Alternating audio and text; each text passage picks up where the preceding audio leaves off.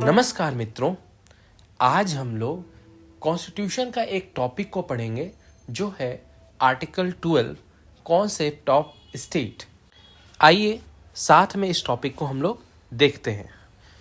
Article 12 of Indian constitution define करता है term state को। ये सब हम जानते हैं, पर हमारे मन में एक सवाल आता है, किस पर्पस के लिए? तो इसका आंसर है for the purpose of part 3 fundamental rights के लिए। मीन्स जो स्टेट है आर्टिकल 12 में वो किस पर्पस के लिए डिफाइंड है? फंडामेंटल राइट्स के पर्पस के लिए डिफाइंड है।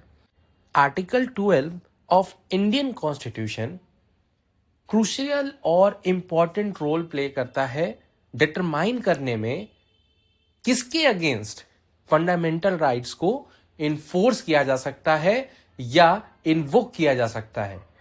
आइए अब हम देखते हैं कि स्टेट का जो डेफिनेशन है आर्टिकल 12 में वो क्या क्या इंक्लूड करता है।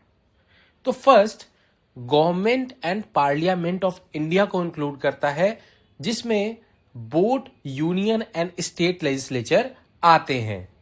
Second, government and legislature of each state को भी इंक्लूड करता है, जिसमें both legislative and executive organ of state आते हैं।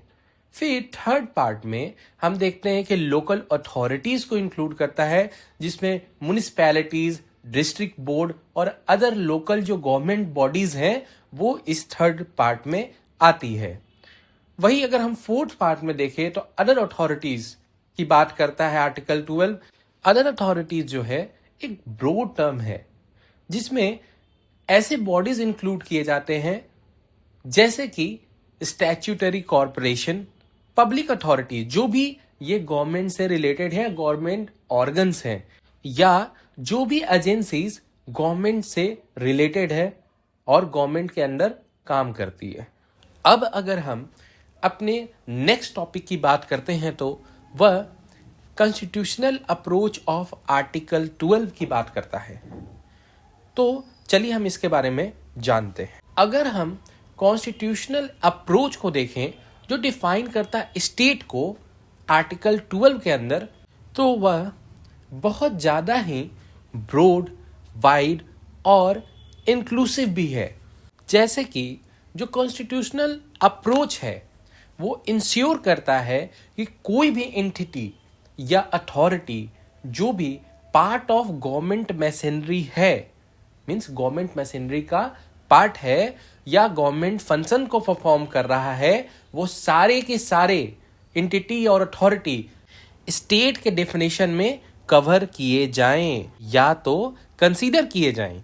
यह जो एक्सपेंसिव डेफिनेशन है जो आर्टिकल 12 में कॉन्स्टिट्यूशनल अप्रोच के द्वारा हम लोग पढ़ते हैं, ये प्रोवाइड करता है maximum possible protection, means maximum protection of fundamental rights. किसके against? All entities of government, means जो भी एंटिटीज गवर्नमेंट के अंदर, गवर्नमेंट के पावर के अंदर काम कर रहे हैं उनके against.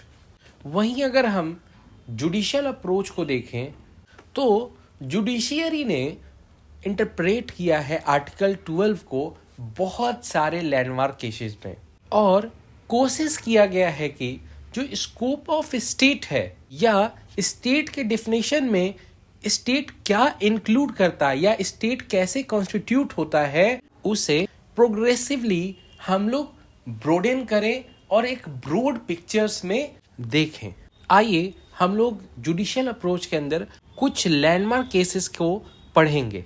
Rajasthan electricity board versus Mohanlal के केस में सुप्रीम कोर्ट ने कहा कि अदर अथॉरिटीज जो आर्टिकल 12 के अंदर आता है वो इंक्लूड करता है ऐसे अथॉरिटीज को जो भी कॉन्स्टिट्यूशन ने क्रिएट किया हो या किसी स्टैच्यूट ने उसे पावर दिया हो लॉ के अंडर। वहीं सुखदेव सिंह वर्सेस भगत राम 1975 के केस में स्टैच्यूटरी कॉर्पोरेशंस को अदर अथॉरिटीज के डेफिनेशन में इंक्लूड किया गया अंडर आर्टिकल 12। और R D Shetty versus international airport authority 1979 के केस में कोर्ट ने ले डाउन किया कि इंस्ट्रूमेंटैलिटी और एजेंसी टेस्ट को, और इस केस के अंदर कुछ फैक्टर्स को भी इंक्लूड किया गया, जैसे कि गवर्नमेंट कंट्रोल एंड फंडिंग, इसे इंस्ट्रूमेंटैलिटी और एजेंसी टेस्ट में यूटिलाइज किया जा सके। वहीं अजय हासिया वर्सेस खालिद मुजीब के केस में ये इस्टेब्लिश किया गया कि जो बॉडी है वो अगर इंस्ट्रूमेंट है या एजेंसी है गवर्नमेंट की, तो वह स्टेट के डेफिनेशन के अंडर फॉल करती है। अब एक लास्ट केस को और देख लेते हैं, जैसे कि प्रदीप कुमार विश्वास versus Indian institute of chemical biology 2002 का केस है। इस केस में कोर्ट ने रीअफर्म किया इंस्ट्रूमेंटैलिटी और एजेंसी टेस्ट को और हेल्ड किया कि जो भी एंटिटीज हैं अगर वो फाइनेंस किए जाते हैं या कंट्रोल किए जाते हैं गवर्नमेंट के अंडर, तो वह सारे के सारे एजेंसी या एंटिटीज वो कवर होंगे आर्टिकल 12 के डेफिनेशन क्लॉज में। आर्टिकल 12 बात करता है राइट्स एंड नॉन डिस्क्रिमिनेशन के एस्पेक्ट के बारे में।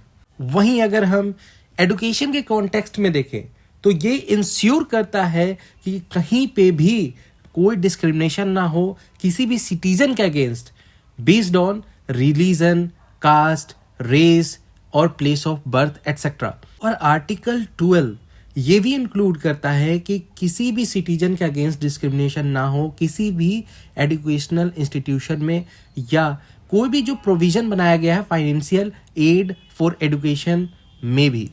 और अगर हम देखें तो आर्टिकल 12 जो है स्टेट को डिफाइन करता है इंडियन कॉन्टेक्स्ट में और इस्टेब्लिश करता है कि हर सिटीजन को राइट मिले फ्रीली मूव करने का विद इन द कंट्री। इस कंट्री में हर सिटीजन को फ्रीली मूव करने का राइट हो। वहीं कुछ एक्सेप्शंस भी है इसमें, जैसे कि सिक्योरिटी, पब्लिक ऑर्डर और हेल्थ एटसेट्रा। अब हम लोग आर्टिकल 12 के डेफिनेशन को कंक्लूड करते हैं कि आर्टिकल 12 का डेफिनेशन जो स्टेट है वो बहुत क्रूशियल है और सेफगार्ड करता है फंडामेंटल राइट्स को against broad range of government entities के अगेंस्ट। इसका जो इंक्लूसिव डेफिनेशन है कॉन्स्टिट्यूशन में और जो एक्सपेंसिव इंटरप्रिटेशन किया गया है जुडिशरी के द्वारा, वो इंश्योर करता है कि हर एक सिटीजन को कंप्रीहेंसिव प्रोटेक्शन मिले आर्टिकल 12 के अंदर और ये अकाउंटेबल हो इंडिया के अंदर। Thank you. अगर आपको ये वीडियो अच्छा लगा हो तो इसे लाइक करें, सब्सक्राइब करें और शेयर करें, जिससे कि हमें आपका प्यार मिल सके और मोटिवेशन मिले और अच्छे नए वीडियोस बनाने का। हैव अ गुड डे और all the best for your future.